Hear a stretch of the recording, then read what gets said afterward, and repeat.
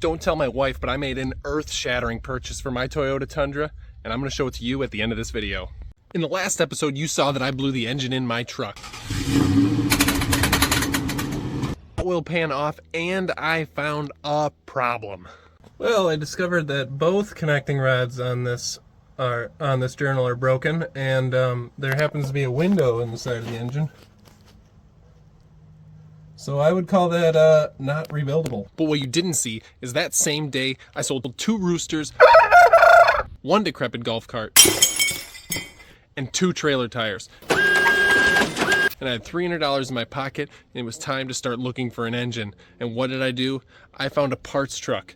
It was listed for $600. I got there, injectors were out of the motor. Water looked like it could have gotten into the cylinder. So I was going to leave. The guy said he felt terrible. He would give me an awesome deal.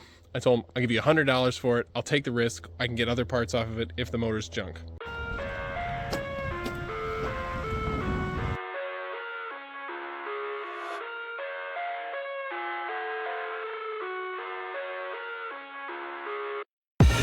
I live inside my own world of make-believe. Kids screaming in the cradles, profanities. I see. So I put oil down all the cylinders last night, and my hope is I can crank this motor free. And it was just a little bit stuck in place. And then after that, if it moves freely, then I can just bore scope and compression test it. Hopefully everything's fine. It's just been sitting for a long time, and somebody was stupid enough to leave it with injectors out. the world through ice covered in ink and bleach. Cross out the ones who heard my cries and watched me weep. The motor was not turning over, even with a wrench on it. Pulled all the spark plugs, took a look. It seemed okay. I put ATF down all of the cylinders, let it sit for a few days. It broke free. So at that point, I prepped everything, got it ready to pull the engine and transmission out. Of everything, fire spreading all around my room. My world's so bright, it's hard to breathe, but that's alright. Hush.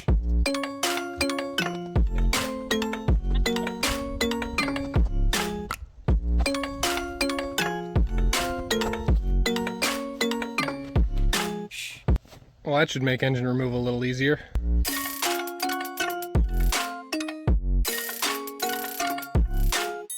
You're gonna love this.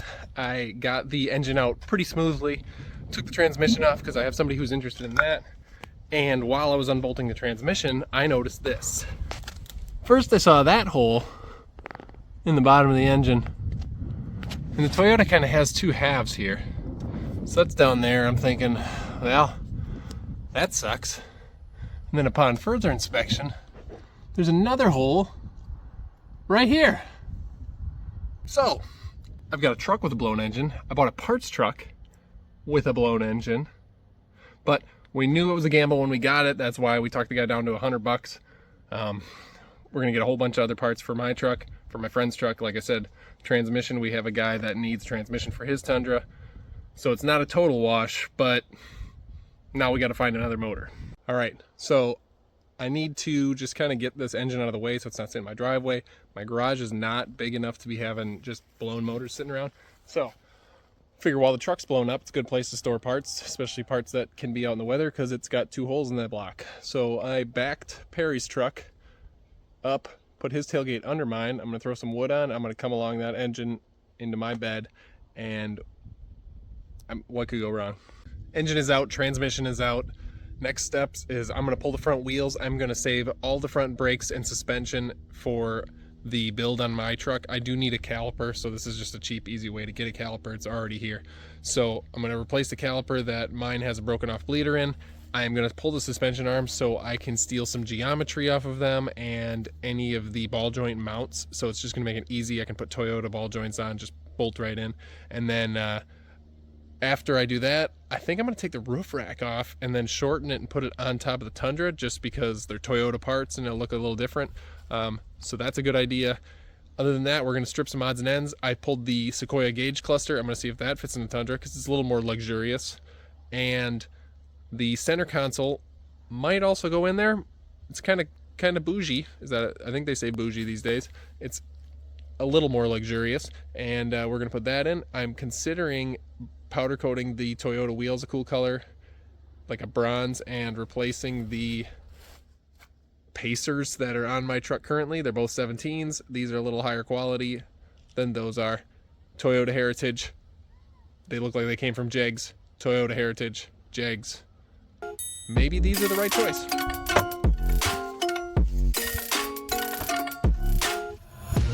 Take my eyes open to force reality.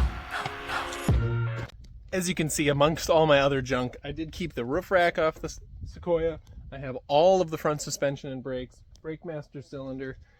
I kept the rack and pinion steering. Everything that could go on this that was worthwhile, I kept. With 2 bad motors under my belt, I decided to go for the third option. I was having some trouble finding a complete motor, so I did some searching, and in Tampa I found a short block, guaranteed no cracks or holes in the block. I picked that up. Why can't you just let me eat my weight in glee? I decided the best option to use is the top end off of my Tundra motor.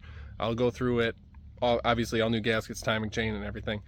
And so to do that, I'm going to pull the front sheet metal because I'm going to need the hood off for pulling the engine out. So why don't we get the hood off and go from there. Live inside my own world of make-believe. Kids screaming in their cradles, profanities. Some days I feel skinnier than all the other days. Sometimes I can't tell if my body belongs to me. I love everything. Fire spreading all around my room. My world's so bright, it's hard to breathe, but that's alright. Hush.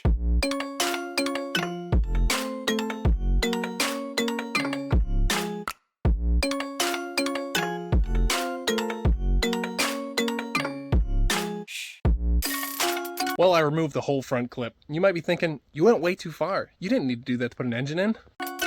My wife keeps telling me, if you're going to rebuild the engine of the truck, you're going to put all this trouble into it, you might as well make it the way you want.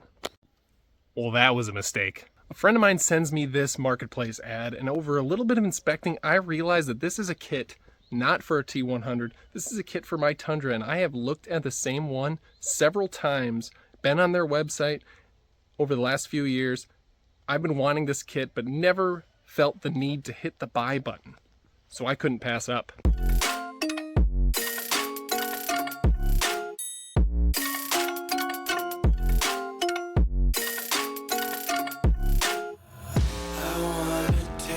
Content, hold your breath and feel the tension. Devils hide behind redemption. Honesty is a one-way gate to hell. I want to taste consumption. Breathe faster. So there you have it.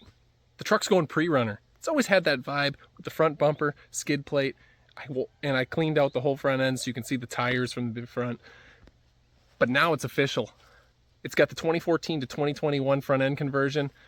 It's 6 inches wider front and rear per side. The bed sides are going to be a heck of an undertaking though, because if you look at these pictures right here, the bedside actually has to be physically all the spot welds removed to fit it on there. So I am going to have to take the bed off. I'm going to have to get some spot weld drill bits. I have to drill it all out so I can screw these on, and that's going to include me needing to fab a new rear bumper on top of the front bumper I already have to fab. So this project just got even bigger. Hear the children